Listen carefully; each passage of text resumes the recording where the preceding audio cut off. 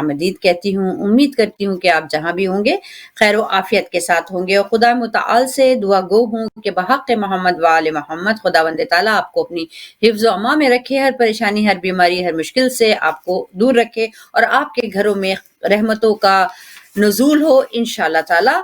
और आज का ये प्रोग्राम हम आगे बढ़ाते हुए आपको बताते चले कि हमने पिछले चंद हफ्तों से सिलसिला शुरू किया है जहाँ कि हम किरदार साजी के हवाले से बात कर रहे हैं, एक औरत की किरदार साजी के हवाले से, क्योंकि औरत जो है वो मेमार है माशरे की, एक ख़ानदान की सरबराह होने के हैसियत से उसका मजबूत होना बहुत ज़रूरी है, उसका बाकिरदार होना बहुत ज़रूरी है। और पिछले हफ्ते हमने बात की है बेहतरीन ख़वातीन के हवाले से और बदतरीन ख़वातीन के हवाले से और मुख्तलिफ मिसालों के रेफरेंस देते हुए हम आगे बढ़े हैं इस प्रोग्राम में। और आज जिस मौजू पर हम गुफ्तगू करना चाह रहे हैं वो बहुत ही अहम किरदार है हमारे माशरे का, वो है बेटी का किरदार। तो हम बेटी के हवाले से गुफ्तगू करेंगे आज के हम इस प्रोग्राम में और जानने की कोशिश करेंगे कि बेटी की अहमियत क्या है हमारे माशरे में, क्योंकि आज से 1400 साल पहले जब रसूल खुदा सल्लल्लाहु अलैहि वसल्लम के महबूस होने से पहले हमने देखा कि ख़वातीन को क्या हैसियत थी और ख़वातीन को किस तज़लील के साथ जो है वो माशरे में ट्रीट किया जाता था और औरत और बेटी को का क्या मकाम था कि वो उसको एक जानवर से बदतर समझा जाता था। लेकिन अल्हम्दुलिल्लाह रसूल खुदा सल्लल्लाहु अलैहि वसल्लम और इस्लाम के बाद औरत का मकाम, बेटी का मकाम जो है वो बहुत ही अज़मत वाला, बहुत ही रहमत वाला मकाम है। तो हम इस हवाले से गुफ्तगू करेंगे कि एक औरत के किरदार में जो एक अहम किरदार है माँ के बाद वो बेटी का किरदार है। और हम चाहते हैं कि इस प्रोग्राम के हवाले से हम अपनी बेटियों की जो है वो इस तरह किरदार साजी करें कि वो दीन और दुनिया दोनों में कामयाबी हासिल करें। अक्सर हमने देखा है कि दुनिया की तरफ तो हम बहुत ज़्यादा भागते हैं, बेटियों को पढ़ाते भी हैं अल्हम्दुलिल्लाह और जो कि पढ़ाना भी चाहिए, लेकिन हम देखते हैं कि जब दीन के हवाले से बात आती है तो दीन और दुनिया दोनों को साथ लेके चलना जो है यही बात है। क्योंकि बेटी की परवरिश जो है उसकी जिम्मेदारी जो है वो सबसे पहले माँ से शुरू होती है। माँ की गोद जो होती है उसका मदरसा होता है। तो और बेटी के परवरिश करने के बहुत अजर सवाब भी है, जैसे कि हमें मुतादिद जो है हदीस सल्लल्लाहु अलैहि वसल्लम मिलती हैं कि एक बेटी का जिसने परवरिश की सही से उसने वो जन्नत का हकदार हो गया। तो बेटी जन्नत की जामिन भी है, बेटी रहमत का नुज़ूल भी है और बेटी जो है वो आपकी बख्शिश का सामान भी है। तो अगर हम एक बेटी की अच्छी तरह से तरबियत करते हैं, एक मुकम्मल उसको शख्सियत बनाते हैं, तो न सिर्फ वो इस दुनिया में आपकी जो है वो मददगार और आपकी जामिन जन्नत की बनती है, बल्कि दीन के हवाले से भी जो है वो आपकी जो है वो बेटी की सही से परवरिश जो है बहुत अहमियत की हामिल है। और इन तमाम मौज़ूआत पर, इन तमाम बातों पर रहनुमाई फरमाने के लिए हमारी बहुत ही काबिल एहतराम ख्वाहार और मैं बहुत ही दिली मुसरत के साथ उनका तारुफ करवाना चाहती हूँ, हमारी और आपकी जानी पहचानी सैयदा मोहतरमा मूना बुखारी साहिबा। उनको इस प्रोग्राम में खुशामदीद कहते हैं। अस्सलामु अलैकुम व रहमतुल्लाह। वालेकुम अस्सलाम व रहमतुल्लाहि व बरकातुहू। सबसे पहले मशकूर ममनून है कि आप हमारे लिए हमेशा जो है वो आज इस छुट्टी के दिन जो है वो इतवार के दिन हमारे लिए टाइम निकालती है, अपनी फैमिली की तरह हमारे हिदायत के प्लेटफॉर्म को समझती हैं। मौला आपकी तौफीक़ात खैर में इजाफा फरमाए, आपको सेहत और सलामती के साथ हयात नूह अता फरमाए इंशाअल्लाह। बड़ी मेहरबानी। जी ख्वाह, जिस तरह के हमने अपने पिछले हफ्तों के प्रोग्राम्स में औरत के हवाले से जो है वो गुफ्तगू की और कुरानी रेफरेंसेस के साथ हमने इस बात को जानने की कोशिश की कि एक बेहतरीन औरत क्या होती है। और फिर हमने जब देखा कि आइमा मासूमीन के घराने से, उनके खानवादे से हमने जो है वो मिसालें तलाश की कि हमारे लिए आइडियल रोल मॉडल कौन होना चाहिए। और उसके बाद हमने लास्ट वीक बदतरीन ख्वातीन के हवाले से गुफ्तगू की कि बदतरीन ख्वातीन कौन सी हैं जो अल्लाह ताला की निगाह में नापसंदीदा हैं और उनके साथ क्या क्या अजाब पेश आए जब रसूल खुदा मेराज के लिए तशरीफ लेके गए। तो बहुत सारी हमने ऐसी ख्वातीन की मिसालें देखी कि जिन्होंने जो है वो नाफरमानी की। और फिर हमने देखा कि बदतरीन ख्वातीन को अच्छे किरदारों में भी जो है वो ढल सकती हैं। वो अगर हम उनकी जो है वो परवरिश सही से हो तो उस घराने की जो कि एक लड़की है वो किस तरह से अपने आप को नर्चर करके अपने वालिदैन की तरबियत अच्छी हासिल करके किस तरह माशरे के में एक अहम किरदार अदा कर सकती है। तो आज हम बेटी के हवाले से गुफ्तगू करेंगे, क्योंकि बेटी जो है वो बहुत ज्यादा जो है वो अगर हम उसकी सही से तरबियत नहीं करते तो पूरी नस्लों की हमने जो है वो तरबियत जो है वो नहीं की है। अगर हम एक बेटी की अच्छी से तरबियत करते हैं, कि जैसे हमें मिसालें भी मिलती हैं, बहुत सारे बुजुर्ग कहते हैं कि बेटी जो है वो जो है वो इस तरह से है कि बेटी माँ के सबसे ज्यादा बेहतरीन दोस्त है। तो इस हवाले से अगर हम वो दोस्ती के रिश्ते को कायम करते हुए अपनी बेटी की परवरिश करेंगे तो बेटी हमें तमाम जो है वो किरदारों पे, तमाम जो हमारे खानदान के और किरदार होते हैं उनके ऊपर हमें हुक्मरानी करती हुई नजर आती है। तो इस हवाले से गुफ्तगू करते हैं। तो आप सबसे पहला सवाल कि बेटी की अहमियत और फजीलत के हवाले से बताइए कि बेटी की हमारे माशरे में बेटी की अहमियत और फजीलत और इस्लामी नुक्ते नजर से। बिस्मिल्लाह।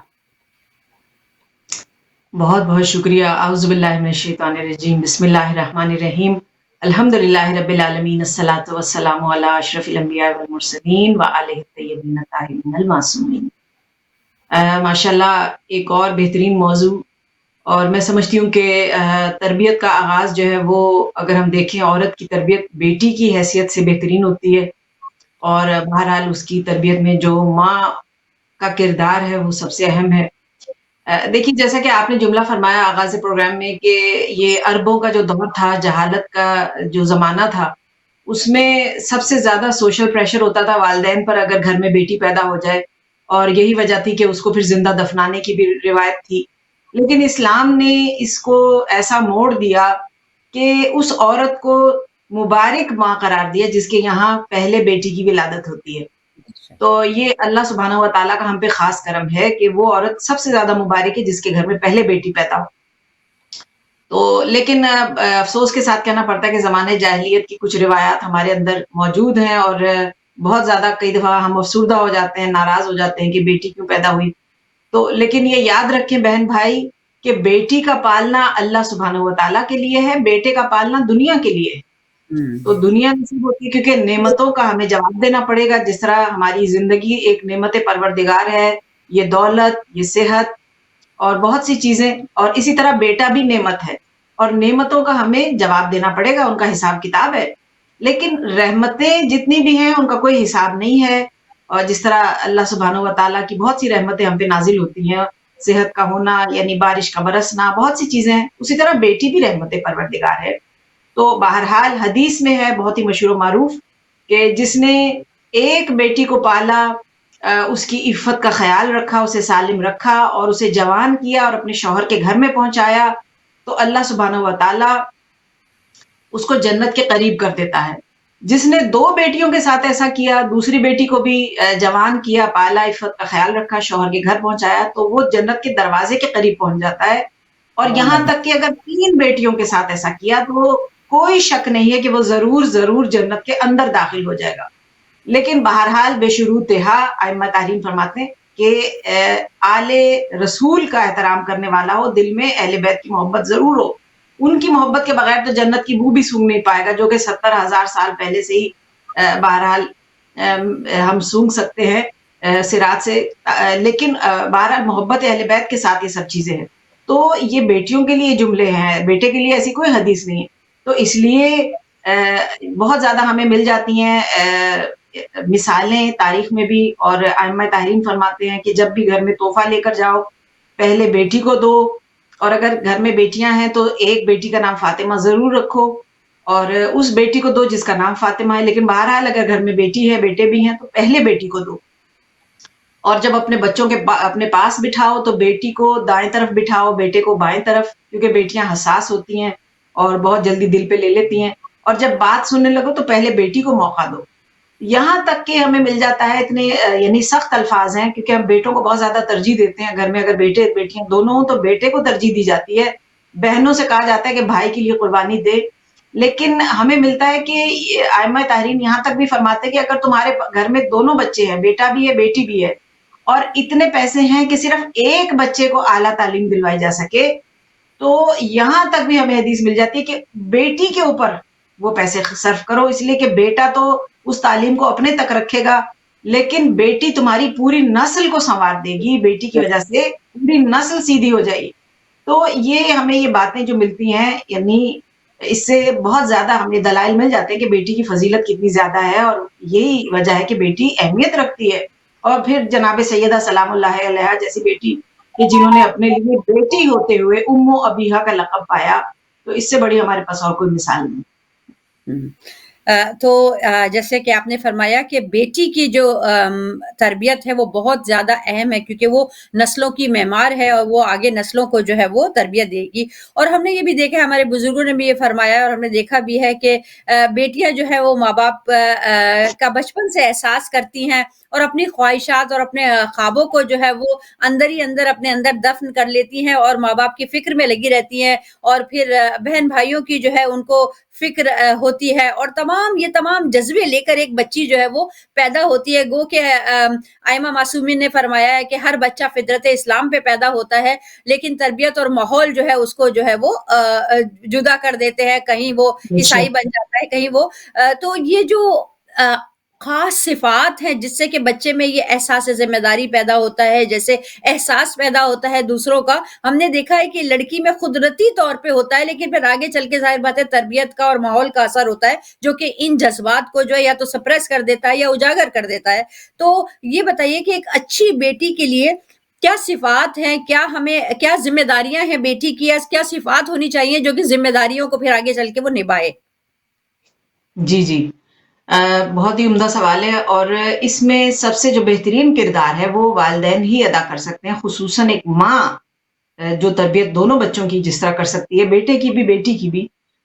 تو اس لیے یعنی ہمیں دیکھیے، اگر ہم تاریخ میں تو جناب سیدہ فرماتی ہیں، بہت ہی پیارا جملہ بی بی کا، کہ ماں کے قدموں کے نیچے اللہ نے جنت اس لیے رکھی تاکہ انسان سمجھ جائے کہ جنت کی پہلی سیڑھی ماں کی خدمت ہے۔ تو یہ جب خدمت کا جذبہ بیٹیاں دیکھتی ہیں نا، تو خود بخود ان کے اندر یہ چیز اثر انداز ہوتی ہے، وہ خود بخود ان کے اندر یہ چیز آتی ہے، تاکہ وہ فیوچر میں جب اپنے گھر بیاہ کے جاتی ہیں تو ان کے اندر بھی خدمت کا جذبہ ہوتا ہے۔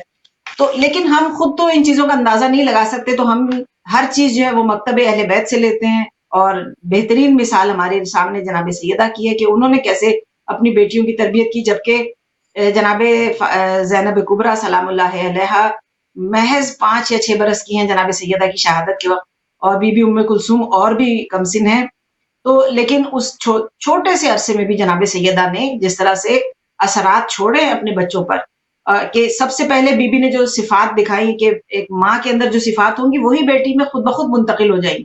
تو جو صفات بیٹیوں میں ہے، پہلی چیز ہے اطاعت پروردگار، سب سے زیادہ امپورٹنٹ ہے کہ جو انسان اطاعت کرتا ہے، یعنی اپنے دل کو قلب سلیم بنا دیتا ہے، یعنی صرف وہ نماز میں نہیں جھک رہا، اس کا دل بھی جھک رہا ہے۔ کیا مطلب؟ یعنی نماز بھی پڑھتا ہے، برائی سے بھی دور رہتا ہے۔ بعض افراد ایسے ہوتے ہیں کہ اپنے آپ کو خود ہی سرٹیفکیٹ دے دیتے ہیں کہ کیونکہ ہم تو نمازی ہیں، ہم تو روزے رکھتے ہیں، ہمارے اندر تو ہر طرح سے کہ داڑھی بھی ہے، حجاب بھی ہے، تو ہمارے پاس سرٹیفکیٹ ہے کہ ہم باقی چیزیں ہمارے اوپر معذاللہ الاؤڈ ہے۔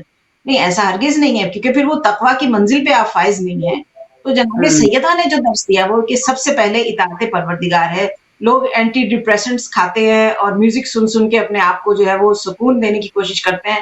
جناب سیدہ چکی بھی چلا رہی ہیں، ہاتھوں میں چھالے بھی ہیں، اس کے باوجود بھی زبان پہ ورد جاری ہے، الا بذکر اللہ تطمئن القلوب، کہ بے شک اللہ ہی کے ذکر سے دلوں کو سکون نصیب ہوتا ہے۔ تو یہ اطاعت پر خود مولا جناب امیر کا بھی بہت ہی مشہور و معروف جملہ ہے کہ میں نے سیدہ کو اطاعت پروردگار میں بہترین ہم سفر پایا، وہ علی مرتضیٰ جو کبھی سوتے ہی نہیں ہیں، جن کی اپنی عبادت اتنی زیادہ ہے کہ بہرحال کیا کہنے علی مرتضیٰ کی۔ تو لیکن یہ بی بی سکھا رہی ہیں کہ عبادت میں، اور جب بھی محراب عبادت میں تشریف لاتی ہیں، بی بی کی عجیب و غریب ایک مثال ہے۔ خود جناب امیر فرماتے ہیں کہ میں سیدہ کو ہر بار ایک نئے نور میں پاتا ہوں جب بھی گھر کے محراب میں نماز کے لیے تشریف لاتی ہیں۔ تو پہلی چیز ہے اطاعت پروردگار۔ دوسری بی بی نے پردے کی اہمیت سکھائی ہے کہ یعنی اگر ایک وہ جو واقعہ بہت ہی مشہور ہے کہ نابینا فقیر بھی آ جاتا ہے رسول خدا کے ساتھ، تو آپ بی بی کے دروازے پر لائے تو بی بی اس کے بھی سامنے نہیں آ رہی کہ وہ مجھے نہیں دیکھ پا رہا لیکن میں تو اسے دیکھ سکتی ہوں۔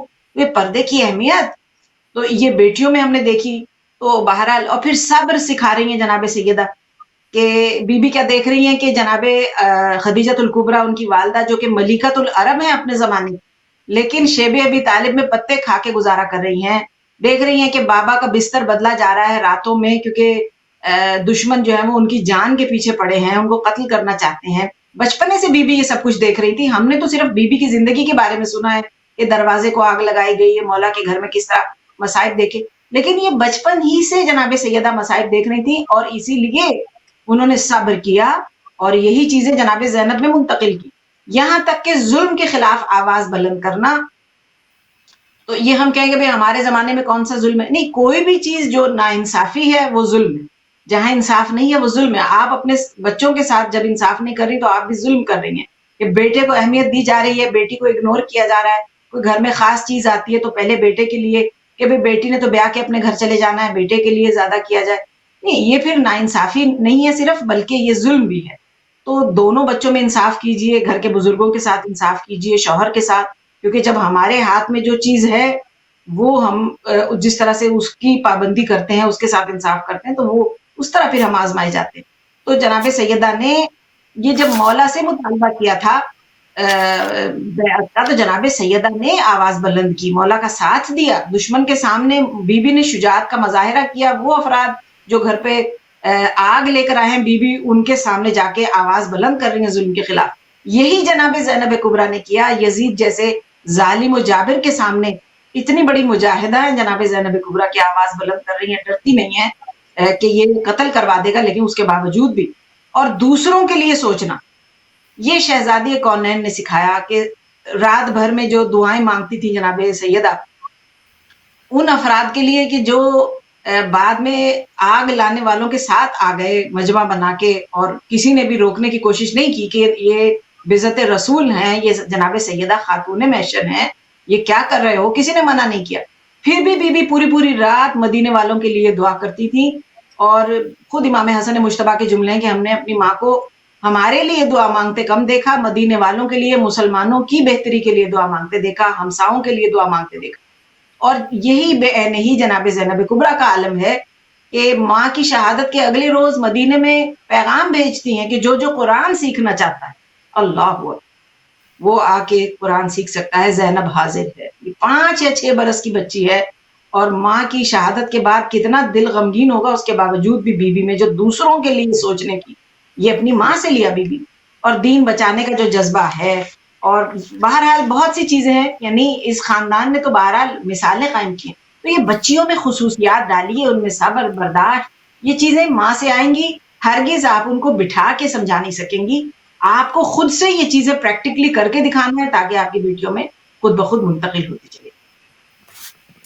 آپ نے بڑی خوبصورتی کے ساتھ ائمہ طاہرین کی خواتین کا، ان کی بیٹیوں کا جو ہے وہ ریفرنس دے کے بہت خوبصورتی سے بات سمجھائی کہ صفات میں جو ہے وہ صبر کا عنصر جو ہے وہ ضرور ہونا چاہیے، اور یہ ماں کی طرف سے آتا ہے۔ تو اگر آپ کی اجازت ہو تو میری پسندیدہ بیٹی جو ہے ائمہ طاہرین کے گھرانے کی، میں اس کا ذکر کرنا چاہوں گی اگر آپ کی اجازت ہو تو۔ بسم اللہ، بسم اللہ۔ میری بچپن سے جو ہے وہ آئیڈیل جو ہے وہ بی بی سکینہ سلام اللہ علیہ ہیں، ان کے حوالے سے جو ہے وہ ماشاء بیٹی اللہ، تھی، وہ کیسی بیٹی تھی کہ طہارتوں کا خلاصہ حسین کی بیٹی، حسین کا ہے اثاثہ حسین کی بیٹی، رخ رباب سبحان کا قبلہ حسین مولا ہے، دل رباب کا قبلہ حسین کی بیٹی، رسول پاک کا ہے ناز فاطمہ زہرا، ہے ناز فاطمہ زہرا حسین کی بیٹی، الگ سبحان اللہ۔ سے پہنچا مراد پوری ہوئی، ابھی تو صرف کہا تھا حسین کی بیٹی۔ بس یہی میں کہنا چاہتی ہوں لوگوں سے کہ دیکھیں کتنا صبر کیا ہماری بی بی نے، اتنی سی عمر میں 4 سال کی ہیں، ان کو اگر دیکھا جائے دنیاوی اعتبار سے جو اتنا شعور نہیں جیسے ہم کہیں ہوتا بچوں کو، لیکن وہ اتنی باشعور اور خاتون اتنی چھوٹی سی عمر میں 4 سال کی بچی نے کتنا جو ہے وہ بڑا مارکا سر کیا، اور یہی جو ہے والدین کی تربیت سبحان ہوتی ہے اللہ۔ کہ کس طرح سے جو ہے وہ اپنے بچوں کو نرچر کرتے ہیں، کس طرح سے وہ بچوں کو پالتے ہیں تاکہ وہ اپنے جو ہے وہ دور میں کیا نام کمائیں اور تاریخ میں جو ہے اپنا نام جو ہے وہ رقم کروائیں۔ تو بے ان کے شک۔ وسیلے سے ہم دعا کرتے ہیں کہ جتنی بھی ہماری بچیاں ہیں، ہماری بیٹیاں ہیں، حق بی بی فاطمہ الزہرا سلام اللہ علیہ، بی بی سکینہ سلام اللہ علیہ، اللہ تعالیٰ ان کے نصیبوں کو جو ہے وہ اچھا کرے۔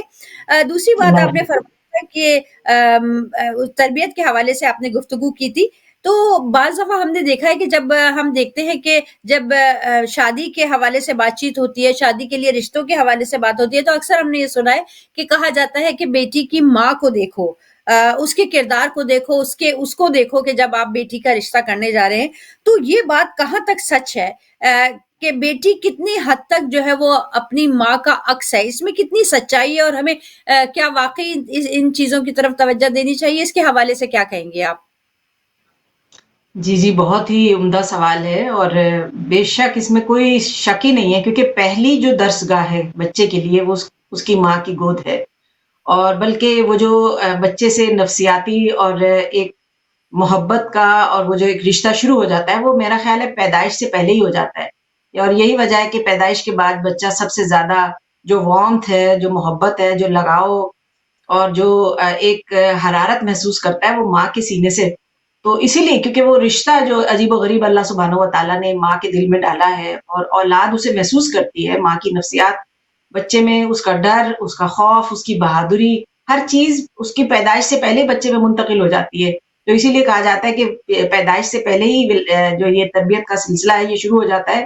تو اپنی مصروفیات کو مثبت جگہ پہ لگائیے تاکہ بچے کے اندر بہترین صفات منتقل ہوتی چلی جائیں. تو بہرحال یہ اس میں کوئی شک نہیں ہے، بچیاں ماں کا ہی عکس ہوتی ہیں، بلکہ پرانے زمانوں میں تو اتنا بھی کہا جاتا تھا کہ بلکہ ماں سے بھی نہ ملو، اس کی نانی سے ملو، تو اس کے بھی بہت اثرات ہیں. وہ بھی کیونکہ وہ جو سلسلہ چل رہا ہے، جو ہم نے جملہ کہا کہ ایک بچی کی اچھی تربیت، اس کے اخلاقیات، اس کا کردار جو ہے وہ صرف اس کے اپنے لیے نہیں ہے، وہ اس کی نسلوں میں منتقل ہو جاتا ہے. ہوں تو ہم دیکھتے ہیں اپنے بھی اگر فیملیز میں ہم اگر نظر دوڑائیں تو واقعاً ہمارے کافی اوصاف ہمارے بزرگوں سے ملتے ہیں، ہماری ماں سے، ہماری نانی سے، کیونکہ انہوں نے ویسے ہی ہمیں بڑا کیا ہے جیسے ان کی ماں نے انہیں کیا. تو تربیت کا بہت اثر ہوتا ہے. تو بلکہ میں ریکویسٹ بھی کروں گی یہاں پہ آپ کی اجازت سے اپنی بہنوں سے کہ جن کے گھر میں چھوٹی بچیاں ہیں، بچے بچیاں دونوں، کیونکہ ماں کا جو کردار ہے نا وہ اثر کر رہا ہے دونوں پہ. تو کہ اس ماں کے جیسا مقدس رشتہ کوئی نہیں ہے، اس کو کوئی ریپلیس نہیں کر سکتا. تو اس لیے کیونکہ بیٹی، جیسا کہ دیگر باجی نے بھی فرمایا کہ بیٹی دکھ سکھ کی ساتھی بھی ہوتی ہے، بہرحال بیسٹ فرینڈ بھی ہوتی ہے.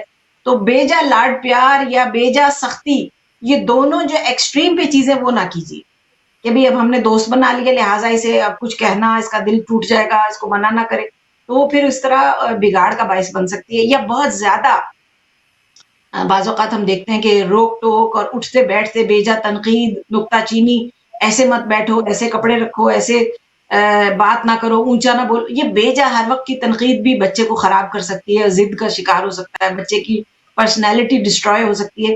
تو دونوں طرف سے ایکسٹریم پہ مت جائیے، میانہ روی اختیار کیجیے تاکہ بچی کے اندر بھی وہی صفات پیدا ہوں، کیونکہ ہم نے بچوں میں منتقل کرنا ہے، اور انسان کچھ بھی نہیں ہے، آخر میں ایک ریت کا ڈھیر رہ جائے گا. تو کوشش یہ ہے کہ ہم اپنے اوصاف اور اپنی تمام رویے جو ہے وہ اچھے سے، اور یہاں تک کہ بیٹی کی نسل میں جس طرح کہ ہم نے کہا جملہ کہ پوری نسل کی تعمیر ہے، تو اس کی کردار سازی میں آپ جو ہے وہ اپنے کردار کو بہتر بنائیے کہ جو چیزیں ہم خود نہیں کر رہے ہوتے بعض اوقات ہم اپنے بچوں سے ایکسپیکٹ کرتے ہیں. ٹھیک ہے، تو گھر میں یہ ہے کہ جیسے ہیلدی ایٹنگ ہے، healthy personality, healthy attitudes, positively چیزوں کو دیکھنا، کمیونیکیشن بہترین راستہ ہے. اپنی بچیوں کے ساتھ افراد سوال کرتے ہیں تو پھر ہم کیا کریں، ان کے اوپر نکتہ چینی بھی نہ کریں، فرینڈلی ایٹیچیوڈ بھی نہ رکھیں کہ بچیاں خراب ہو جائیں گی، تو پھر کریں تو کیا کریں. آپ ان کے ساتھ بات چیت کا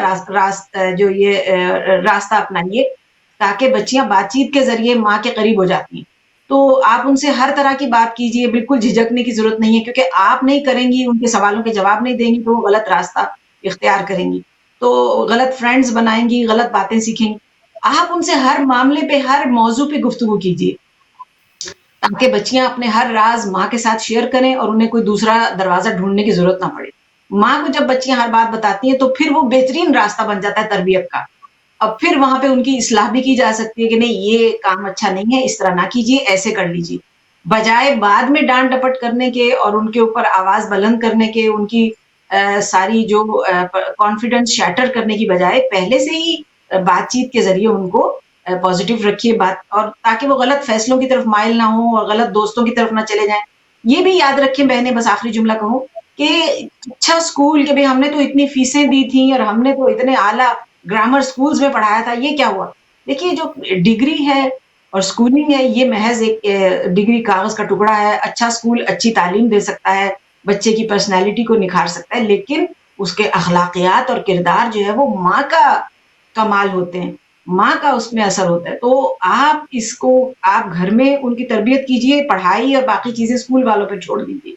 تو اس لیے بچیاں جو ہیں وہ حساس ہوتی ہیں, ماں کو آبزرو کرتی ہیں, اپنے آپ کو بہتر بنائیے تاکہ کل کو وہ آپ کے اعتدال پسندی کی وجہ سے, آپ کے سلوک کی وجہ سے بہت ہی اسٹرانگ شخصیت کی مالک ہوں اور گھر میں ایک اچھی بیوی اور ماں بننے کے قابل بن سکیں.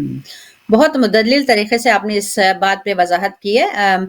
ہم نے دیکھا ہے, جیسے آپ نے بات کی کہ ہم نے دیکھا ہے کہ بعض گھرانوں میں بہت زیادہ سختی ہوتی ہے, بعض گھرانوں میں بہت زیادہ جو ہے وہ بالکل ہی آزاد بچوں کو چھوڑ دیا جاتا ہے تو ان کی تربیت کے حوالے سے. لیکن اس میں اعتدال کا رویہ جو ہے, جیسے اسلام کو بھی اعتدال بہت پسند ہے, تو اعتدال جو ہے وہ کرنا چاہیے. اور تو لیکن یہ بہت زیادہ فائن ایک وہ آ جاتا ہے کہ کس حد تک جو ہے وہ آپ سختی کریں اور کس حد تک جو ہے وہ آپ جو ہے وہ آزاد چھوڑیں. اور لیکن یہی ہے کہ اعتدال پسندی کے بچوں کو سمجھائیں کہ آپ کس طرح سے جو ہے وہ آزاد ہے, دماغی طور پہ آپ آزاد ہیں, آپ کی سوچ آزاد ہے, لیکن معاشرے نے ایک ہماری لمیٹیشن قائم کی ہوئی ہے, اس لمیٹیشن میں رہتے ہوئے آپ نے جو ہے وہ کام کرنا ہے. تو یہ بہت ضروری بات ہے کہ ہم اپنے بچوں کو اس بات سے باخبر کروائیں کہ کہاں آپ کی لمیٹیشن ہے. آزادی کا مقصد یہ نہیں ہے کہ بالکل ہی ٹوٹل آزادی, لیکن آزادی کا مقصد یہ ہے کہ اپنی باؤنڈریز میں رہتے ہوئے تاکہ وہ بچیاں ایک اچھے جو ہے وہ بیوی ثابت ہو. کیونکہ جو ہمارا یہ پروگرام ہے, تربیتی پروگرام, اس کا یہی مقصد ہے کہ کس طرح سے ہم ایک عورت کو مضبوط کریں اور ایک عورت کو جو ہے وہ ایک ایسے کردار کا جو ہے وہ شخصیت کا جو ہے وہ کی شناسی کروائیں کہ وہ ایک اچھی عورت ہے, اچھی ماں, اچھی بیٹی, اچھی بہو بن سکے. اور جب رشتوں کے حوالے سے ہم دیکھتے ہیں تو بیٹی ایک بہت اچھی تھی, لیکن جب وہ بیوی بنی یا وہ بہو بنی تو وہ ساری بالکل جو اس کے اندر جو ہے وہ کردار جو پہلے ہم دیکھتے تھے وہ سب کچھ چینج ہو جاتا ہے.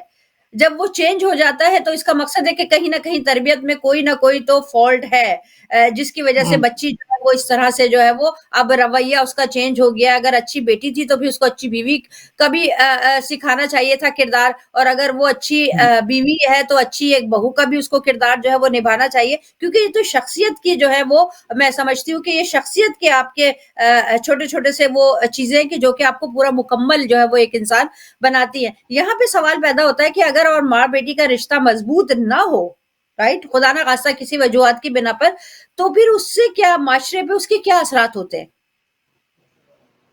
ہاں, یہ بہت ہی اہم سوال ہے اور واقعاً اس سے سیکھنے کی ضرورت ہے. دیکھیے پھر وہ معاشرہ بگاڑ کی جانب جائے گا, کیونکہ میں نے جیسا کہ بار بار ہم یہ جملہ کہہ رہے ہیں, نگہت باجی بھی کہہ رہی ہیں کہ بچی کی تربیت کتنی امپورٹنٹ ہے کہ وہ پوری نسل کو یا تو بنا سکتی ہے یا بگاڑ بھی سکتی ہے. تو بہرحال ایک لڑکی ایز اے ڈاٹر بہت اچھی بعض اوقات ہو سکتی ہے, کیونکہ ماں باپ کی عادت نہیں ہوتی ہے کہ اپنے بچوں کو ڈانٹیں یا ان کی بات کو نیگیٹ کریں, تو وہ کھل کے سامنے نہیں آتے.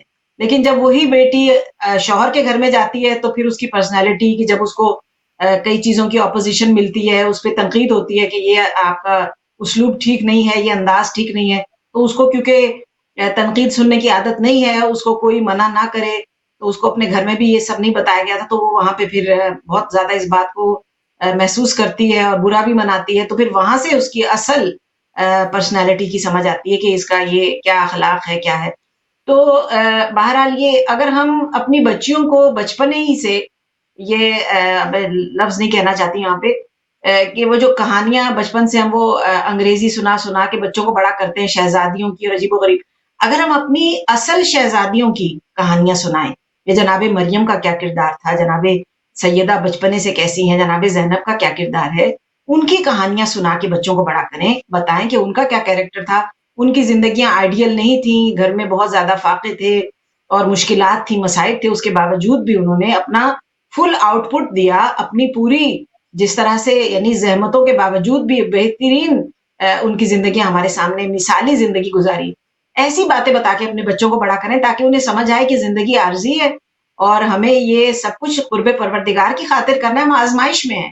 جو بھی ہمارا جیسا بھی کیریکٹر ہے زندگی کا, وہ ساری ہماری آزمائشیں ہیں. ہم ایز اے ڈاٹر یا as a wife, as a mother, ہم کیا کچھ ہمارے سامنے آتا ہے, ہمیں اسے کیسے کرنا ہے. تو یہ بتائیے تاکہ بچوں کو بچپنے ہی سے سمجھ آئے کہ اصل میں زندگی ہے کیا، زندگی کا اصل رخ دکھائے، ورنہ پھر معاشرے میں واقعا یہ جو جملہ آپ نے کہا کہ اگر اس طرح سے ماں بیٹی کا اگر رشتہ اچھا نہیں ہے تو پھر اس کا مطلب تربیت کا فقدان ہے اور آگے جا کے بگاڑی پیدا ہونے والا ہے۔ تو اسلام تو ہمیں بڑے کھلے انداز میں بتا رہا ہے بہت سی چیزیں، ائمہ طاہرین نے بہت سی چیزیں بتائی ہیں کہ بچے جب پڑھائی سے فارغ میں ہوں، بیٹیاں خاص طور پہ، انہیں گھر کے کاموں کے لیے طلب کیجئے، انہیں بلائیے، اپنی مدد کرائیے، اس لیے نہیں کہ آپ کو ضرورت ہے، نہیں، تاکہ ان کی بھی اس طریقے سے تربیت ہو سکے، انہیں بھی تھوڑی سی سختیوں سے گزرنے دیجئے۔ پھر یہ ہے کہ امام حسن مجتبیٰ فرماتے ہیں کہ اللہ کے دربار میں جو سب سے پہلے دعا پہنچتی ہے وہ ایک ماں کی دعا ہے، بہت سپیڈ سے پہنچتی ہے، فوری پہنچتی ہے، کیونکہ بڑے خلوص سے مانگی جاتی ہے۔ تو بیٹیاں ماؤں سے دعائیں لیں، ایسا ہرگز کوئی کام نہ کریں، بچوں کو ایسے نہ بڑا کریں کہ آپ کی ناراضگی کا باعث بنے، اور یہ نہ ہو کہ خدا نخواستہ بچوں کے لیے کوئی ایسا برا جملہ منہ سے نکل جائے ان کی ناراضگی کے باعث، تو وہ بھی خدا نہ کرے کبھی قبول ہو جائے۔ تو یہ کوشش کریں کہ دعائیں لیں۔ یہاں تک بھی کہا گیا ہے کہ مستحب نماز میں ہو اور ماں آواز دے لے تو نماز کو توڑ دو تاکہ ماں کا دل نہ ٹوٹے، نماز ٹوٹ جائے۔ تو بچیاں یہ ہے کہ نماز تو کیا اپنے اگر واٹس ایپ پہ، بہت معذرت کے ساتھ بیٹیاں ہیں ہماری اور بیٹیاں سب کی سانجی ہوتی ہیں، یہ جملہ بچپنے سے ہم سن رہے ہیں، تو کہ واٹس ایپ پر ہیں یا فیس بک پر ہیں تو وہ تب بھی ماں کو لبیک کہنے کو راضی نہیں ہے کہ بھئی ہم تو فرینڈز کے ساتھ بیٹھے تھے، ہم اپنا کر رہے ہیں، آپ خواہ آوازیں دے رہی ہیں۔ تو یہ اس قسم کی، یعنی ماں کی آواز پہ لبیک کہنا کتنا ضروری ہے، بچپنے سے اسے سکھائیے۔ تو یہ اس طرح سے، اور یہاں تک کہ بعض اوقات بیٹیاں زبان دراز ہوتی ہیں اور وہ نئے زمانے کی ہیں کہ ماں کو کیا پتا کہ بھئی نئے دور کے مسائل کیا ہیں، تو ماں کو جو ہے وہ ہر وقت ان کو سنب کرنا، چپ کرانا کہ آپ کو نہیں پتا، یہ لباس ایسے ہم نہیں پہنتے ہیں، پرانے زمانے کی چیزیں، کھانے عجیب سے بنا لیے ہیں۔ تو یہ اس قسم کی چیزیں، دل دکھانے والی باتیں کرنا، اس کی بھی اجازت نہیں ہے۔ یہاں تک کہ چوتھے امام فرماتے ہیں کہ اپنی زبان کی تیزی اس ماں پہ مت استعمال کرو جس نے تمہیں بولنا سکھایا ہے۔ تو ماں کے ساتھ نرمی سے بات کریں، اور جو عورتیں خود، اور یہ جملے ہم بار بار کہہ رہے ہیں بندھن پروگرام میں، الحمدللہ ہمیں اپرچونٹی ملی کہ کیونکہ ماں کا کردار ہی بچوں میں شفٹ ہوتا ہے، تو وہ خواتین جو گھر میں اونچی آواز سے بولتی ہیں، گھر کے بزرگوں کے ساتھ، خصوصاً شوہر کے ساتھ یا بچوں کے ساتھ بھی، تو بچے بھی اونچا بولنا سیکھ لیتے ہیں۔ تو ایک دفعہ آپ اونچے سے انہیں ڈانٹیں گی، دوسری بار بچے آپ کے ساتھ وہی تیزی استعمال کریں۔ تو یہ کیریکٹر ہمیں ہی گھوم پھر کے ماں کے اوپر ہی آ جاتا ہے کہ آپ کا اسلوب جو ہے وہ بچے میں منتقل ہوگا۔ اور یہاں تک کہ ائمہ فرماتے ہیں کہ اپنی زندگی جو ہے نا اگر بہتر بنانا چاہتے ہو تو اپنے بچوں میں وہ کردار شفٹ کرو کہ نہ صرف وہ گھر میں تمہارا دل جیتے بلکہ جب گھر سے باہر نکلیں اس میں تمہاری تعریف ہو، کیونکہ جب بچے کی تعریف ہوتی ہے نا وہ انڈائریکٹلی ان کے ماں باپ پہ جاری ہوتی ہے کہ کتنے اچھے ماں باپ ہیں، اللہ ان کے والدین پہ رحمت نازل کرے، کتنی اچھی تربیت کی ہے۔ تو بہرحال پھر جب ہم دعاؤں کے مستحق ہوتے ہیں تو اس کے پیچھے بھی محنت درکار ہے اور کچھ بھی نہیں۔ جی بہت شکریہ، کہنے کو تو بہت کچھ ہے لیکن یہ ہے کہ ٹائم جو ہے وہ اتنا نہیں ہے۔ آخر میں جو سارا لب لباب ہے وہ یہی ہے کہ عورت تو دنیا میں آتے ہی اس کا پہلا روپ جو ہے وہ رحمت ہے، بیٹی بن کر تمام خاندان کے دلوں پر جو ہے وہ راج کرتی ہے، بہن بن کر بھائیوں کی سچی اور مخلص جو ہے وہ دوست بنتی ہے، اور پھر وہ ہے وہ قوت بازو بنتی ہے اپنی ماں کا، اور جب بیوی بنتی ہے تو ایک سبحان پختہ اللہ۔ اور بہت ہی سمجھدار جو ہے وہ ساتھی بنتی ہے اپنے شوہر کا۔ تو یہ تمام جو رشتے ہیں بہت مقدس رشتے ہیں اور ان کا رتبہ جو ہے وہ بہت زیادہ بلند ہے۔ تو ہمیں کوشش کرنی چاہیے کہ ایک بچی کو بچپن سے ہی جو ہے اس کی تربیت اور اس کی کردار سازی ایسے کریں کہ وہ ہمارے معاشرے کے لیے ایک بہترین فرد ثابت ہو، ایک مضبوط عورت جو ہے وہ ثابت ہو، تاکہ وہ اپنی نسلوں کی اچھے سے تربیت کر سکے۔ جی ناظرین، اب اس سیگمنٹ پہ چلتے ہیں کہ جہاں آپ کے سوالات کے جوابات دیے جاتے ہیں اور ہماری خواہر جو ہے وہ رہنمائی فرمانے کی کوشش کرتی ہے۔ اس دفعہ بھی ہمارے پاس جو ہے وہ سوالات آئے ہیں اور بہت شکریہ ان تمام ہماری بہنوں کا جو ہمیں سوالات بھیجتی ہیں۔ تو آپ بھی اس طرح جو ہے وہ سوالات بھیجتی رہے۔ سوالات میں نے کہا تھا کہ آپ ای میل بھی کر سکتے ہیں ہمارے ہدایت کے ای میل ایڈریس پہ، ہمیں نفس نفیس خود بتا بھی سکتے ہیں جب ہمیں آپ کمیونٹی میں ہماری خواہر سے ملاقات ہوتی ہے، یا آپ واٹس ایپ کے ذریعے بھی جو ہے آپ ہمیں ٹیکسٹ میسج کر سکتے ہیں۔ تو خواہر چلتے ہیں آج کے سوال کی طرف۔ آج کا پہلا سوال، جیسے کہ آپ جانتے ہیں کہ آج کل تو ہمیں بھی جو ہے وہ سلیکٹیو ڈیمینشیا ہو جاتا ہے اور بھولنے کی بہت بیماری ہوتی ہے، اور اکثر چیزیں رکھ کے بھول جاتے ہیں اور پھر تلاش کرتے رہتے ہیں۔ تو یہ بتائیے کہ نسیان یا بھولنے کا مرض کیسے ہوتا ہے اور ہم اپنی قوت حافظہ کو کس طرح بڑھا سکتے ہیں؟ کوئی ایسی دعا، کوئی ایسا عمل، کوئی ایسا چھو منتر آپ بتائیے۔ نہیں ماشاءاللہ بہت ہی اچھا سوال ہے، اور بالکل میں بھی انکریج کروں گی بہن بھائیوں کو کہ ضرور اپنے سوال جو ہدایت ٹی وی چینل کے تھرو ہمیں بھیجیے، اور سوال جو ہے وہ سوال ہوتا ہے، اور جناب امیر فرماتے ہیں کہ انسان سیکھتا ہے کثرت سوال سے، یہاں تک کہ حضرت سلمان فارسی بے شک ان کی عمر اتنی زیادہ عمر رسیدہ تھے لیکن اس کے باوجود ہر وقت سوال کرتے تھے، اسی لیے منا اہل البیت کی منزل پہ فائز ہوئے۔ تو سوال سے نہ گھبرائیے، سوال چھوٹا بڑا نہیں ہوتا، ہمیں اپنے علم میں اضافہ کرنا ہے۔ دیکھیے نسیان یعنی بھولنے کا جو مرض ہے، تو یعنی کند ذہنی انسان بعض اوقات پریشانیوں کی وجہ سے، بعض اوقات انسان پہ ایسی مشکلات آتی ہیں یا کچھ ادویات ایسی ہیں ان کی وجہ سے ایج کے ساتھ ساتھ اس کی عقل زائل ہونے لگتی ہے۔ تو اس کے لیے بزرگوں کے لیے بہرحال کہا گیا، یا میرے جیسے افراد جو عمر بڑھتی ہوئی اس میں یہ کوشش کریں کہ 40 سال کے بعد، جیسے ہمارے علماء کہتے ہیں بہت ہی اچھی بات، کہ آپ کوئی نئی زبان سیکھنا شروع کریں، اس سے آپ کو بہت ہی افاقہ ہوگا۔ قرآن مجید کی تلاوت کرنے سے بھی ذہن کھلتا ہے، اور عبادات بہترین مشغلہ ہیں۔ فالتو وقت میں یہ فضول چیزیں، یہ واٹس ایپ اور یہ فیس بک اور فضول ویڈیوز دیکھتے رہنا، اپنا وقت ضائع کرنا، اس سے اجتناب کیجیے۔ تو کوشش یہ کریں کہ یعنی اپنے آپ کو وقت کے ساتھ، علم بہترین چیز ہے، تسبیحات میں مشغول رکھیے، اس سے عقل زائل نہیں ہوتی۔ اور لیکن ائمہ تعین فرماتے ہیں کہ نسیان ہوتا کیسے، یہ مرض جو ہے بھولنے کی بیماری کیسے آتی ہے۔ بعض تو میں نے ایک جملہ کہا کہ ادویات ایسی ہیں کہ بڑھتی عمر کے ساتھ ان کی وجہ سے بھی یہ ہو جاتا ہے ہمیں، لیکن بچپنے سے اگر ہم کچھ چیزیں ایسے کثرت سے، جیسے پنیر کھانے سے کہتے ہیں کہ ہماری عقل زائل ہوتی ہے، اور ائمہ تعین فرماتے ہیں کہ پنیر کے فائدے بہت زیادہ ہیں، انسان کو ہر چیز کھانی چاہیے، کوئی بھی چیز، لیکن جب ہم بہت زیادہ مقدار میں کھاتے ہیں نا، پھر اس کے نقصانات آتے ہیں ہر چیز میں۔ ابھی جب ہم نے پہلے بھی جملہ کہا اعتدال پسندی بہت اچھی بات ہے، تو کیونکہ وہ پنیر جو ہے وہ دودھ سے بنتا ہے، اور دودھ صرف صحت ہے، لیکن جب یہ پروسیس ہوتا ہے نا تو اس کے کچھ جو اجزاء ہیں وہ ضائع ہو جاتے ہیں، اس وجہ سے زیادہ پنیر کھانے کی وجہ سے انسان کی عقل زائل ہونے لگتی ہے۔ دوسرے، کھٹا سیب کھانے سے بھی نسیان ہونے لگتا ہے۔ کھٹا سیب نہ کھائیں، میٹھا اچھا ہے، تو دوسری بھی کوئی کھٹی چیزیں کھانے سے بھی بعض اوقات ایسے ہو جاتا ہے۔ کوریانڈر کے لیے کہا جاتا ہے، دھنیا جسے کہتے ہیں، دھنیا کا بہت زیادہ استعمال، بہرحال ویسے تو وہ جڑی بوٹیاں ہیں، ہربز ہیں، اچھی چیز ہے، لیکن بہت زیادہ کثرت سے استعمال کرنے سے عقل زائل ہونے لگتی ہے۔ یہاں بھی ہمیں ملتا ہے کہ علماء کہتے ہیں کہ قبروں کے کتبے پڑھنے سے، کہ جب آپ قبرستان جاتے ہیں نا تو ہر کتبے پہ آپ نام پڑھ رہے ہوتے ہیں، تو اس کی کوشش یہ کریں کہ مت پڑھیں، اس سے بھی بعض اوقات جو ہے نسیان ہونے لگتا ہے کتبے پڑھنے سے۔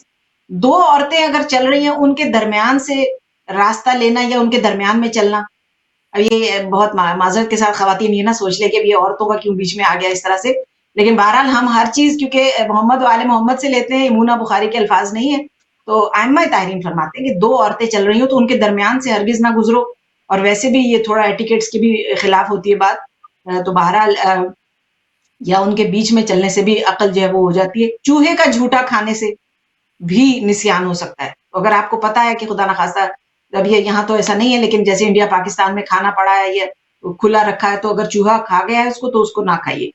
اور بہرحال قوت حافظہ کو بڑھانے کے لیے جو ہمیں احادیث ملتی ہیں وہ یہ کہ مسواک کرنے سے حافظہ تیز ہوتا ہے، تو مسواک بہت اچھی چیز ہے۔ تلاوت کرنے سے، جیسا میں نے عرض کیا، روزہ رکھنے سے، اللہ اکبر، یعنی روزے کے فوائد میں ایک یہ چیز بھی ہے کہ روزہ رکھنے سے انسان، ویسے تو جو ٹاکسک بھی کرتی ہے باڈی ہماری، جو جتنے زائد جسم کے اندر جو فاضل مادے ہیں یا جو بھی ٹاکسک چیزیں ہیں وہ بھی زائل ہو جاتی ہیں، روزے رکھنے کے فائدے بہت زیادہ ہیں۔ تو یہ ایک چیز اور بھی سامنے آئی جو تحقیق ہے سائنس کی، کہ وین یو فاسٹنگ آپ کی عقل جو ہے اس سے مضبوط ہوتی ہے، حافظہ تیز ہوتا ہے، ٹھیک ہے۔ اور اس کے بعد یہ ہے کہ قیلولہ کرنے سے، یہ جو ہم دوپہر کے کھانے کے بعد نیپ لیتے ہیں، اب رسول اسلام صلی اللہ علیہ وسلم کیسے قیلولہ کرتے تھے؟ اب یہ ہے کہ 2 گھنٹے سوئے رہے بیٹھے، کوئی پتہ ہی نہیں، کسی کا ہوش ہی نہیں ہے، دوپہر کو ہی مہمان بھی آ سکتے ہیں، بچوں کو بھی آپ کی ضرورت پڑ سکتی ہے، شوہر کا بھی کوئی کام ہو سکتا ہے،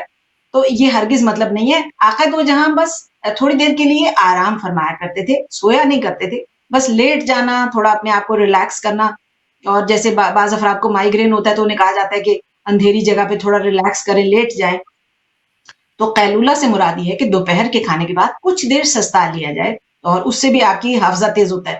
کم سونے اور کم کھانے سے بھی چھٹے امام فرماتے ہیں کہ آپ کا حافظہ تیز ہو جاتا ہے. تو یہ بعض اوقات ہم بہت زیادہ کھاتے رہتے ہیں، شکم پوری بھی ہمارے نسیان کا باعث بنتی ہے، اور بہت زیادہ نیند لینے سے بھی دماغ سو جاتا ہے. جی بات. اور بعض دفعہ ہم نے دیکھا ہے کہ اور پڑھا ہے کہ زیادہ لوگ جو جھوٹ بولتے ہیں، بات بات پہ جھوٹ بولتے ہیں، اس کی وجہ سے بھی جو ہے وہ ان کو جو ہے وہ سبحان اللہ. پھول کا مرض ہو جاتا ہے. تو اس لیے جھوٹے پن سے بھی جو ہے وہ آپ جو ہے وہ اپنے آپ کو کریں. اچھا، یہاں پہ اگلا سوال ہے کہ اگر کوئی گناہ سرزد ہو جائے تو اس کے لیے کیا کرنا چاہیے؟ استغفار ہے، کفارہ ہے، تو اس کے لیے کیا آپ فرمائیں گی؟ جی اگر بہرحال یہ تو ہم سب سے ہو جاتے ہیں، انسان جو ہے وہ خطا کا پتلا ہے، اور انسان نسیان سے نکلا ہے. ابھی ہم نے نسیان بھی بہرحال اس کا بھی جواب دیا کہ ہم بھول جاتے ہیں کہ ہمیں یہ دنیا عارضی ہے، ایک دن اللہ کی بارگاہ میں جانا ہے. تو کیا کریں؟ اگر گناہ کے ہونے کا بھی انتظار نہ کریں، کثرت سے ویسے بھی استغفار کرتے رہیں، تاکہ کوئی بعض اوقات کیا ہوتا ہے انسان کے گھر میں بلائیں کیوں نازل ہوتی ہیں. یہ چھوٹی سی ایک بات بتانا چاہتی ہوں، کسی نے مجھ سے سوال کیا تھا. یہ بھی بلا نازل ہوتی ہے ہماری زبان کی وجہ سے. جتنے زیادہ ہم فحش کلمات کہتے ہیں، گالیاں دیتے ہیں خدا نخواستہ، یا بد زبانی کرتے ہیں، اونچی آواز کرتے ہیں، دل دکھاتے ہیں اور تنقید کرتے ہیں، بے جا لوگوں پہ خامخواہ باتیں اٹھاتے ہیں، تو یہ زبان جو ہے نا، یہ چھوٹا سا گوشت کا لوتھڑا، یہ بہت بڑی بلا کو انویٹیشن دے دیتا ہے. تو پھر بلا نازل ہو جاتی ہے. پھر کیا ہوتا ہے؟ وہ کسی خدا نخواستہ بہت بڑی پریشانی کا باعث بن جاتی ہے. تو کوشش کریں اپنی زبان کو کنٹرول میں رکھیں. تو توبہ کا جو ہے وہ ویسی زندگی میں ہر روز اس کو شامل رکھیں. استغفار کی ایک تسبیح ہر روز ویسے بھی پڑھیں. اور 2 رکعت نماز توبہ ہے، اس کی نیت سے فجر کی طرح آپ پڑھیں، نیت کریں پڑھتی ہوں 2 رکعت نماز توبہ قربتاً اللہ، ہر کام اللہ کی قربت کے لیے. تو وہ آپ پڑھیں انشاءاللہ، اس سے بھی آپ کو توبہ نصیب ہوگی. نماز جعفر طیار پڑھنے سے توبہ کا بہترین ذریعہ. اور ویسے بھی اگر ہر جمعے کے جمعے آپ نماز جعفر طیار پڑھیں، اس کا آسان طریقہ بھی ہے کہ جن کو اس طرح سے یاد نہیں رہتا کہ ہم نے کتنی دفعہ پڑھ لیا ہے تسبیحات عربہ، وہ تھوڑا مشکل لگتا ہے، تو وہ اگر آپ نماز کے بعد 4 رکعت نماز ہے 2 رکعت کر کے پڑھنی ہے، اس کے بعد اگر آپ 300 بار وہ تسبیح کریں نا، تب بھی آپ کی نماز ہو جائے گی. اس کے بعد کوئی بھی دعا بھی قبول ہوتی ہے، تو توبہ کریں تو اور بھی اچھی بات ہے. پھر نماز شب کی پابندی کرنے سے، نماز شب تو ہر چیز کا حل ہے. ہمارے جو بڑے بڑے مراجع ہیں، علماء کرام ہیں، وہ کہتے ہیں ہمیں جو کچھ بھی نصیب ہوا ہے زندگی میں نماز شب کی وجہ سے، تو توبہ قبول کروانے کا بھی بہت ہی پیارا راستہ ہے. پھر کثرت سے استغفار، جیسے میں نے جملہ کہا، جمعے کے بعد جو ہے وہ جمعے کو نماز فجر کے بعد جو ایک تسبیح درود کی ہدیہ کریں 12ویں امام کو. ویسے بھی عادت ڈالیں، ایک تسبیح ہر روز ہی مولا کو بھیجیں، بہت اچھی بات ہے. اور گناہان کبیرہ بنتے ہیں گناہان صغیرہ کی وجہ سے. ہم چھوٹے چھوٹے گناہوں کو جب امپورٹنس نہ دے رہے ہوتے، ارے میں نے کسی کا کیا قتل کر دیا ہے، میں نے کون سی ڈکیتی کر لی ہے، تو یہ ہم سمجھ نہیں رہے کہ کسی کا تھوڑا سا دل دکھانا بھی برزخ میں اللہ جانے کتنے 100 سال ہمیں اس کی سزا بھگتنی پڑے گی، کیونکہ وہ کافی عرصے تک اس بات سے دکھی رہا میرے ایک جملے کی وجہ سے، تو اس کی سزا بہت لمبی ہوگی. تو اپنے چھوٹے گناہوں سے پرہیز کریں تاکہ وہ بڑا نہ بن جائے. اور کثرت سے، جو آخری چیز ہے کہ ایک ہمارے جو کرامن کاتبین ہمارے کندھوں پہ بیٹھے ہیں نا، ایک ہمارے گناہوں کو لکھتے ہیں، ایک ہمارے نیکیوں کو. تو کوئی ایسا عمل ہم کرتے ہیں کہ استغفار کرتے ہیں تو وہ گناہوں کو مٹاتے جاتے ہیں، یا کوئی نیکی کرتے ہیں تو وہ نیکیاں اور زیادہ لکھتے جاتے ہیں. لیکن کثرت صلوات وہ عمل ہے جس کی وجہ سے دونوں ملائکہ مصروف ہو جاتے ہیں. ایک ہماری نیکیاں لکھنے میں مصروف ہو جاتا ہے، دوسرے ہمارے گناہوں کو مٹانے میں مصروف ہو جاتے ہیں. تو صلوات کا سیلاب بھیجیے تاکہ آپ کے سارے گناہ مٹ جائیں. ماشاءاللہ ماشاءاللہ، بہت عمدہ آپ نے جواب دیا. اور جہاں تک میں سمجھتی ہوں، میری ناقص عقل، کہ اگر ہم کوئی گناہ کرتے ہیں اور اس کو اکنالج کرتے ہیں، اس پہ نادم ہوتے ہیں، تو یہی ہماری استغفار ہے. اور یہی میرا خیال ہے کہ پہلا اسٹیپ ہے، ہمیں جو ہے وہ معافی دلاتا ہے کہ ہم اس کو اکنالج تو کریں ایٹ لیسٹ اور اسی لیے ہمارے مذہب نے بہت تدبر اور تکفر جو ہے وہ بہت ہی زیادہ جو ہے وہ تکفر جو ہے کہا ہے کہ کرنا چاہیے، سوچ بچار. تو ماشاءاللہ آپ نے بہت عمدہ جواب دیا. اس کے بعد کسی نے پوچھا ہے کہ کالے لباس میں نماز پڑھنے کا کیا حکم ہے؟ کیونکہ اکثر ہم اہل تشیع جو ہیں وہ کالا لباس زیبتاً ہوتا ہے محرم کے ایام میں، اور ویسے بھی. تو کالے لباس میں نماز پڑھنے کا کیا حکم ہے؟ دیکھیے، محرم کے ایام میں تو ہم کیونکہ مکمل سوگ میں ہوتے ہیں، لیکن بعض افراد سارا سال ہی لباس جو ہے وہ کالا پہنے رکھتے ہیں، تو وہ بہرحال کالے لباس میں نماز مکروہ ہے، نماز ہو تو جائے گی لیکن مکروہ ہے، اس کا ثواب کم ہو جاتا ہے۔ لیکن اس کے باوجود بھی علماء کہتے ہیں کہ 4 چیزیں جو ہیں وہ پھر بھی سارا سال پہننا کالی جائز ہیں۔ کالا سکارف یا کالا امامہ، کالی ابا لی جا سکتی ہے، کالے موزے پہن سکتے ہیں اور کالا رومال بھی رکھ سکتے ہیں۔ باقی کالا لباس، کالے جوتے پہننے مکروہ ہیں، ٹھیک ہے۔ جوتے اگر زرد رنگ کے پہنے تو اس سے رزق کی فراوانی ہوتی ہے گھر میں، یہ بھی بہن بھائیوں کو میں بتا دوں۔ زرد جوتے پہننا یا براؤن یا اس طرح کے کلر جو ملتے جلتے ہوں، تو اس طرح یہ اس جوتے پہننے سے گھر میں بہت زیادہ رزق آتا ہے۔ کالے جوتے پہننا مکروہ ہے، ٹھیک ہے، کیونکہ غم کی علامت ہے کالا رنگ، تو صرف سوگ کے ایام میں پہنے تو اس کا ثواب جو ہے، کیونکہ صرف ہم اس وقت ہمارے ذہن میں اہل بیت اطہار ہوتے ہیں، تو کالے لباس میں نماز مکروہ ہے۔ سفید لباس پہننے سے نماز مستحب ہوتی ہے، اس لیے ہماری نماز کی چادر سفید ہوتی ہے، تو اس لیے سفید رنگ کا مستحب ہے، لیکن کالا لباس بہرحال اس سے اجتناب کیا جائے۔ خواہر ہمارے پاس 2 ایسے سوالات ہیں جس کا میں سمجھتی ہوں کہ جواب جو ہے مختصر نہیں ہوگا بلکہ طویل تھوڑا سا ہو سکتا ہے، تو ہم ان کو جو ہے آپ کی اجازت سے نیکسٹ پروگرام میں جو ہے وہ شامل کر لیں گے۔ ایک تو یہ آیا ہے کہ ہم جو پہنتے ہیں پتھر وغیرہ پہنتے ہیں ہاتھ کے اندر جیسے حقیق فیروزہ، اس کی حوالے سے آیا، دوسرا نماز قضا نمازوں کے حوالے سے۔ تو میں سمجھتی ہوں کہ تھوڑے سے تفصیل طلب ہیں یہ سوالات، تو ہم اپنے نیکسٹ پروگرام میں انشاءاللہ ان کو شامل کریں گے، لیکن ایک مختصر جواب جو ہے ایک سوال کا وہ میں چاہتی ہوں کہ آپ دے دیجئے ابھی، کہ جیسے ہم تہمات ہوتی ہیں، جیسے اکثر جو ہم نے دیکھا ہے کہ ایک وہ ہوتا ہے فوبیا سا، یا اس طرح سے بات کرتے ہیں لوگ کہ کالی بلی راستہ کاٹ گئی یا شیشہ ٹوٹ گیا یا دودھ گر گیا، اس سے جو ہے وہ نحوست ہو گئی، تو یہ تمام چیزیں جو ہیں توہم پرستی، اس کے حوالے سے کیا کہیں گی آپ؟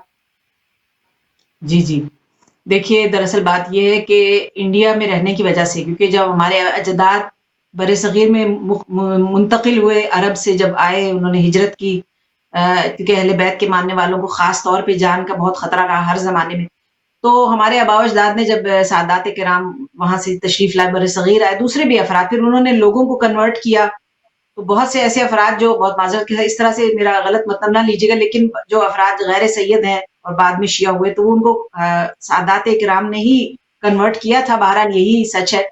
تو اس طرح سے وہ بڑھتی چلی گئی، اہل بیت اطہار کی، شیعہ نے حیدر کرار کی تعداد بڑھتی چلی گئی، تو لیکن یہ ہندوؤں کے ساتھ رہنے کی وجہ سے بہت سی چیزیں ہم میں منتقل ہوئی، جیسے شادی کے لیے سرخ لباس پہننا اور یہ توہمات پرستی، اور بہت سی چیزیں ہم نے ان سے لی ہیں کہ ہر یعنی کہ قینچی نہ چلاؤ، دودھ گر گیا، شیشہ ٹوٹ گیا، بلی راستہ کاٹ گئی، گھر سے نکلتے ہوئے پیچھے سے کسی نے آواز دے لی، تو یہ ہر چیز کو ہم بہت زیادہ اپنے لیے بدعت بنا لیتے ہیں کہ ارے بس اب ہمارا کام نہیں ہوگا، تو یہ ہرگز ایسا مت کیجیے۔ توہمات کا اسلام سے کوئی تعلق نہیں ہے، شک، وہم، توہمات، یہ سب چیزیں ان کی اجازت ہی نہیں ہے اسلام میں۔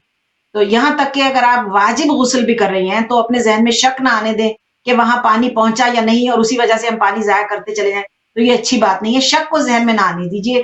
اگر آپ کو پتہ ہے پانی پہنچ گیا تو بس اس پہ ہی آگے بڑھ جائیے۔ تو بالکل یہ ایسی باتوں کا اس کی گنجائش نہیں ہے اسلام میں، کوئی ایسی چیز نہیں ہوتی، بلی کا بیچاری کا کوئی قصور نہیں ہے کہ اگر وہ کالی ہے اور وہ آگے سے اچانک گزر گئی، بلیاں تو سڑکوں پہ ہی ہوتی ہیں اور کہاں جائیں، تو انہوں نے تو راستہ کاٹنے ہی، جانور بیچارے کو کیا پتا۔ تو یہ ایسی چیزوں کو بالکل اپنے ذہن میں جگہ بنانے نہ دیں، یہ سب شیطانی فعل ہیں اور ایسا کچھ بھی نہیں ہے، کیونکہ ہم جب جس چیز کو، میں یہاں پہ آخر میں جملہ کہنا چاہتی ہوں، بعض اوقات نگت بازی کیا ہوتا ہے، جس چیز میں ہم یقین کرنے لگتے ہیں نا، جی کیونکہ بالکل۔ افراد مجھے یہ بھی کہتی ہیں بہنیں کہ نہیں ایسا جب شیشہ ٹوٹا تھا تو واقعی ہمارے ساتھ برا ہو گیا، آپ کو نہیں پتا، ہم تجربے سے بتا رہے ہیں۔ دیکھیں کیونکہ جب ہم بلیو کرنے لگتے ہیں نا کہ نہیں اب کیونکہ شیشہ ٹوٹ گیا ہے لہٰذا کچھ بری خبر آ جائے گی، اب اس پہ ہم سارا دن سوچتے رہتے ہیں ارے بری خبر آنے والی ہے، بس شیشہ ٹوٹا ہوا ہے، اب پتہ نہیں اللہ جانے کہاں سے فون آنے والا ہے، تو ہمارے یقین کی وجہ سے واقعی اگر اتفاق سے وہ چیز خبر خدا نخواستہ آ بھی گئی ہے تو ہمارا ذہن فوراً پلٹ کے اسی طرف چلا جائے گا کہ واقعی کیونکہ یہ تو ہوا تھا تو بری خبر تو آنی، تو خدارا بالکل اپنے ذہن میں ایسی باتیں، ایسی خرافات نہ آنے دیں، کیونکہ ہمارا یقین ہی اس چیز کو بدل دیتا ہے، تو یہ لیکن اسلام کا ان چیزوں سے کوئی تعلق نہیں۔ جی بہت شکریہ، آپ نے جو ہے وہ دل کو جو ہے وہ بہت تسلی دینے والے جوابات جو ہے وہ آپ نے بیان کیے. مولا آپ کی توفیقات خیر میں اضافہ فرمائے. اینڈ آئی مسٹ ایڈمٹ کہ میں یہ بات ایڈمٹ کرتی ہوں کہ مجھے بھی نا بعض ان تہمات میں سے بعض پہ جو تھا تھوڑا تھوڑا وہ تھا، لیکن پھر میں نے سوچا کہ نہیں، اسلام میں جو ہے وہ شک کی کوئی گنجائش نہیں ہے. شک کے ساتھ تو آپ کی نماز بھی نہیں قبول ہوتی ہے. تو کیا ہے کہ اگر اس سبحان طرح اللہ. سے کوئی واقعہ ہوتا ہے تو میں کیا کرتی ہوں، صدقہ نکالتی ہوں اور پورے اپنے دماغ کو اس طرح آمادہ کرتی ہوں کہ نہیں، اسلام نے اس چیز کو منع کیا ہے تو ہم اس طرح اس چیز پہ بلیو نہیں کریں گے. اور الحمدللہ اور آہستہ آہستہ ان تہمات سے جو ہے وہ ہمیں چھٹکارا مل جاتا ہے. لیکن صدقہ نکال کے آپ آگے بڑھ جائیں اور انشاءاللہ اللہ تعالیٰ جو ہے مسبب الاسباب ہے، ہر چیز کو بہتر کرتا ہے. اور آپ کے حق میں جو چیز بہتر ہوتی ہے وہی خداوند تعالیٰ کرتا ہے. تو بہت شکریہ انشاءاللہ. خواہر. اور آخر میں اب وقت ہوا جاتا ہے ہمارے دعا کا کہ آپ اپنے لہن مبارک سے دعا فرما دیجئے ہماری تمام بہنوں کے لیے. ہماری بہنوں نے آج، ہماری ایک بہن ہے وہ کافی علیل ہیں، ان کے لیے دعا فرما دیجئے. اور جتنے بھی مرحومین ہیں ان کی مغفرت کے لیے، اور جو بچوں کے رشتوں کے حوالے سے مشکلات ہیں ان کے حوالے سے. لیکن ایک خصوصی دعا کہ اللہ تعالیٰ جو ہے وہ ہمارے امام کے وقت کے امام کے ظہور میں تعجیل فرمائے. تو میں چاہوں گی آپ بسم اللہ کیجئے. جی جی، بہت شکریہ.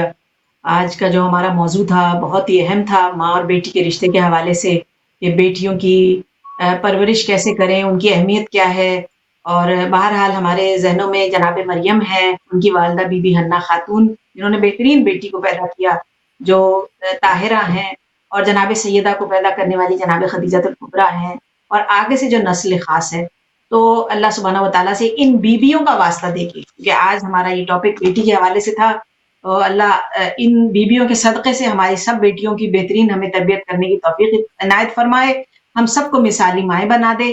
جتنے سامعین اس وقت پروگرام دیکھ رہے ہیں دنیا بھر میں، جہاں بھی ہمارے بہن بھائی آباد ہیں، اللہ سبحانہ و تعالیٰ ان کی تمام حاجات کو اپنی بارگاہ میں قبول کرے، ان کے گھروں سے ساری پریشانیاں، بیماریاں، مصیبتیں دور کر دے، اور ہمیشہ رحمت برکت نازل فرمائے.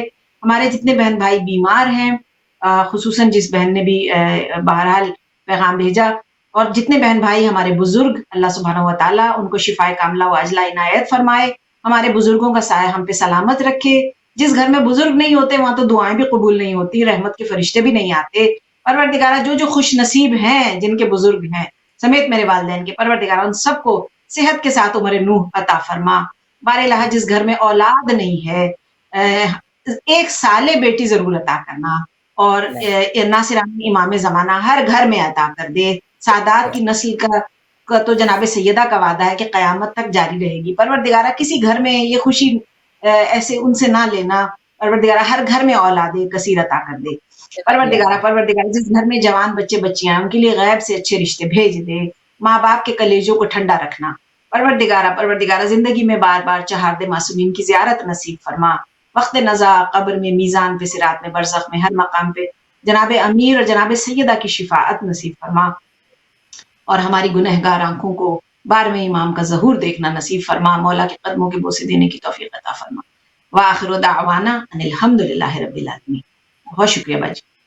بہت شکریہ. مولا آپ کی توفیقات خیر میں اضافہ فرمائے، آپ کو دین و دنیا کی ہر نعمتوں سے جو آپ کے حق میں بہترین ہو عطا فرمائے. بہت شکریہ خواہر. بڑی مہربانی.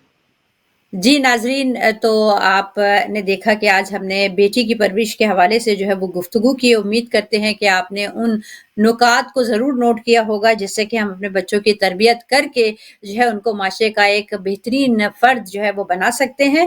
تو انشاءاللہ تعالی اللہ تعالی ہمیں توفیق عطا فرمائے کہ ہم بچوں کو اچھا انسان بنا سکیں. اور اسی کے ساتھ ہی ہم آپ سے اجازت چاہیں گے. اگلے ہفتے آپ سے پھر ملاقات ہوگی. اپنا بہت سا خیال رکھیے گا. ہمیں اور ہمارے اس پلیٹ فارم ہدایت ٹی وی کو اپنی دعاؤں میں ضرور یاد کیجیے گا. والسلام علیکم ورحمۃ اللہ وبرکاتہ.